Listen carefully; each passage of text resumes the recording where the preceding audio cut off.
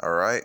Shalom, shalom. First and foremost, I would like to give all praise, honor, and glory to Yahweh, Bahashem, Yahweh Shai, Bahashem, Rakakwadash, the bonus to the elders and the apostles, the great millstone, taught us his truth, and salutations to the hopeful elect that's around the four corners of the globe.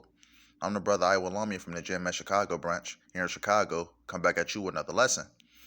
And Lord willing, I hope it be edifying. Just based on title of this lesson, war is heating up. Because it is, over there in several different countries is coming, against America. Russia, you have Iran, you have North Korea, you have, as it says right here, I'm going to read it. I'm just jumping to it. This is from CNN.com. It says Pelosi's Taiwan visit risks creating greater instability between the U.S. and China. And we know what's going on between that. Everybody is dropping the dollar over here in America. These different countries, Slovakia is dropping a dollar. Joining up, getting their own currency. And we're in a time of war right now. And things are heating up with this whole Nancy Pelosi situation. But I'm gonna just continue reading. It says House Speaker Nancy Pelosi's visit to Taiwan has already set off a fierce rhetorical response between the United States and China and sparked fears in Washington that Beijing will engineer an unprecedented escalation in the Taiwan Straits.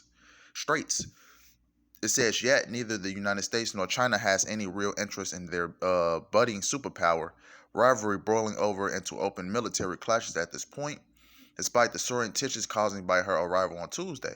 It says, yet the showdown is over. The issue that is more likely than any other to spark a future U.S.-China war, and Pelosi's trip is almost certain to create greater instability in the relationship that will make future conflict more likely. All right, this is Yahweh Bashim Al-Shah forming the tensions, between, these different countries. Matthew's the 24th chapter, which we're going to get into. It says, furious Chinese warning that the California Democrats shouldn't go, and Washington's vow not to be intimidated. Meanwhile, show how inflamed political forces in each nation could make it almost impossible to manage the world's most sensitive geopolitical duel. Right? Like I said, this is how Bashim al-Shah is doing, because we know the end result of this. We know that this is going to result, in nuclear war, which is prophesied in the scriptures. You can read about that everywhere. You can read about that in Malachi, the 4th chapter. You can read about that in the book of Isaiah, the book of Revelations. It's many second Esdras. It's this is what Yahweh Shem Shai, is going to ultimately do to this place. Thermonuclear missiles. Because it talks about how even America's own allies is going to shoot missiles upon this place. It says the longtime critic of the Chinese Communist government and its alleged human rights abuses arrived in Taipei, despite extraordinary warnings from Beijing of reprisals and consequences. Ahead of Pelosi's arrival, rhetoric was flying between Washington and Beijing. U.S. National Security Advisor Jake Sullivan said on NBC's Today that China should think very carefully about escalating the situation and warned the U.S. would do whatever was necessary to protect its interests. It says, but China's foreign minister Wang Yi renewed President Xi Jinping's warning in a call to President Joe Biden last week that Washington should not play with fire on Taiwan and reiterated Beijing's one China policy. Right, so it's a lot of things going on right now, as far as, the back and forth between America, and its enemies, Russia, Iran, and right now China with the whole Pelosi situation. But if you're going to read the rest of the articles from the CNN.com, I touched up on the point that I needed to touch up on. But let's just jump straight into it. This is let's see. This is the book of Matthew 24 and 6. It says, ye shall hear wars and rumors of wars. See that ye be not troubled, for all of these things must come to pass, but the end is not yet. Right, which I just read about. That was wars and rumors of wars. With the whole situation, with China and America. And it says that ye be not troubled, for all these things must come to pass, but the end is not yet. Right, with the situation with Pelosi, trying to go over that, to Taiwan, which China, doesn't like, It says, for nation shall rise against nation, and kingdom against kingdom, and there shall be famines and pestilence and earthquakes in diverse places. And we're seeing each one of these famines, pestilence, and earthquakes everywhere around the planet Earth right now. But I want to focus on this first part, verse 7. I'll read it again. It says, "For a nation shall rise against nation, and kingdom against kingdom." Right, we're seeing that right now. America against China, Israel against Iran. You know the you know yeah, Israel against Iran. These different countries, going back and forth, but ultimately, there everybody's attention is going to be focused over here in America, and that's going to lead to nuclear war, which is going to be the total annihilation of America. You can read about that in the scriptures, how it talks about that this place should not be dwelled from generation to generation. The Lord is going to make just like what the Lord did to Sodom and Gomorrah. The Lord is going to do the same thing here to America, but hundreds of times worse, millions of times worse. This place is going to be a desert about time the Lord is finished with this place. Because what the Lord said, in 1 hour, that this place is going to be destroyed. The Lord, it's going to take the Lord 1 hour to destroy this place. This is the book of Revelations 11 and 14. It says, "The second woe is past, and behold, the third woe cometh quickly." Woe means destruction, right? The second war is past, talking about World War II, and behold, the third war coming quickly, talking about World War III. The Lord has been building this up for a long time. After World War II ended, the Lord has, been putting the pieces in play with the creation of the atomic bomb, that was dropped on Hiroshima and Nagasaki over there in Japan. The Lord has been constantly, building this thing up, constantly, giving the scientists, the mind to create these thermonuclear weapons. This is the Lord's doing. This is the Lord's weapon.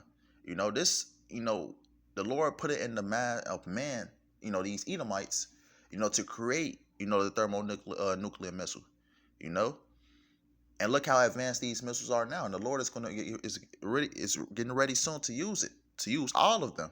Because it talks about how 200,000 missiles are going to fall upon this place. 200 million missiles are going to fall on America. Thus says the Bible. And this is what we got to look forward to: the complete annihilation of America, which is Babylon the Great, which means great confusion. The Lord is going to get rid of this place sooner rather than later. This is the book of Isaiah 9 and 5. It says, "For every battle of the warriors with confused noise and garments rolled in blood, but this shall be with burning and fuel of fire." We're talking about the how in the ancient world, people used to battle with swords, shields, different things like that. It says it's with confused noise and garments rolled in blood, right? Talking about the going back into the ancient days, how people used to fight, but this shall be with burning and fuel of fire. Talking about this present time. This war is going to be fought with missiles, thermonuclear missiles, But I want to get one more.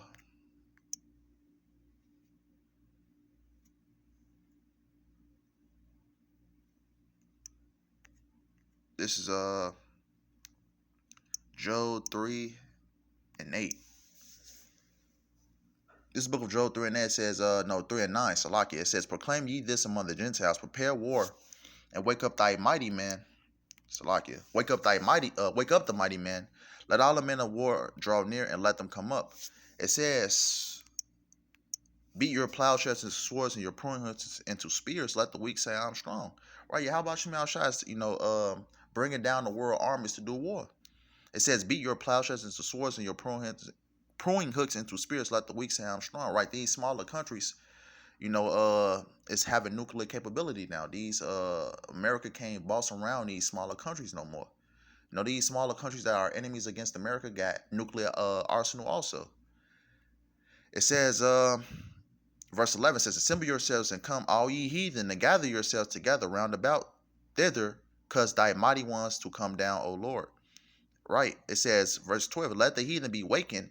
It says, "And come up to the valley of Yahweh Shaphat," meaning the Lord's judgment. "For there will I sit to judge all the heathen round about." Right? So this is, Yahweh Shem Yahweh Shai is doing. For those people out there that's, marching, to end war, war is not right. Things like that. A lot of these people out here protesting, to stop, the happenings of World War III. World War III is already prophesied about in the scripture, so it's just playing out right now. And it's inevitable that these nukes are going to start flying, And, if you're in your right mind, if you're a so-called Negro, Latino, or Native American, you will know, that this place needs to be destroyed if you're in your right mind. So with that being said, I hope it was edifying. I want to end out by giving all praise, honor, and glory to Yahweh, Ba'ashem, Yahweh Shai, Ba'ashem, Rakakwadash, the abundance of the elders and the apostles of great millstone taught us this truth. And salutations to the hopeful elect that's around the four corners of the globe. Lord willing, I hope this was edifying. Until next time, Wah, Ababa.